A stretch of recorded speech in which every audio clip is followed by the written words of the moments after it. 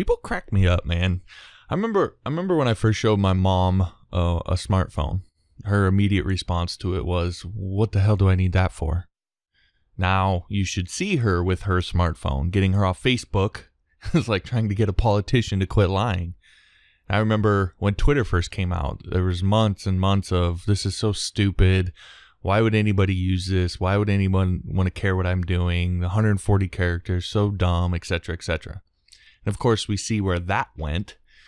And I even, yes, I'm old enough to remember this. I even remember when the internet sort of officially became a commercial, publicly available thing. There were people who said that it would never be a thing. Nobody would ever use that, etc., etc. So people are so often horribly, terribly, awfully wrong about technology and what they will and won't use. I mean, really, really bad.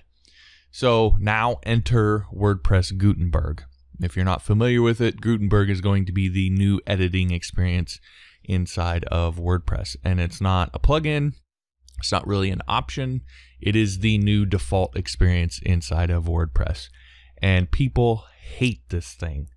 If you just look at some of these reviews here on the WordPress repository page, the update nobody wanted, this is like hell in WordPress, please let us keep using the classic editor, etc., etc. And you've got, if I click over here, you've got articles speculating, is Gutenberg the end or a new beginning for WordPress? And I know that's a question.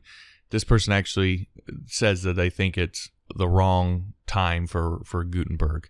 It's the wrong thing in the wrong time. And there's why Gutenberg, why now, etc. So there's a lot of controversy and hubbub about Gutenberg and people speculating it's going to be the end of it. Now, the funny thing is before Gutenberg, if you ask people about the classic editor and TinyMCE, they'd probably have ranted and raved at you for an hour about how awful it was. And now suddenly it's this amazing thing that we shouldn't dare change. So this is my challenge for you if you haven't messed around with this or looked into any of this and you work with WordPress, and all those people who say this. Use Gutenberg for a week.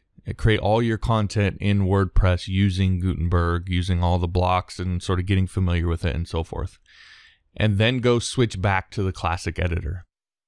I guarantee you'll go, this sucks. It's like going from a smartphone back to like an old school flip phone. Like, what am I going to do with this thing? It's awful. And it's not even close. So, no. Gutenberg, in my opinion, will not be the death of WordPress. In fact, I predict that a few years from now, WordPress will be stronger than ever, and it'll be in not necessarily large part, but good part due to Gutenberg. And that we'll all sort of look back on this and wonder why there were people fighting it so much and why we all sort of, there was all this controversy around it. So that's my prediction, but sometimes I'm wrong, so we'll see.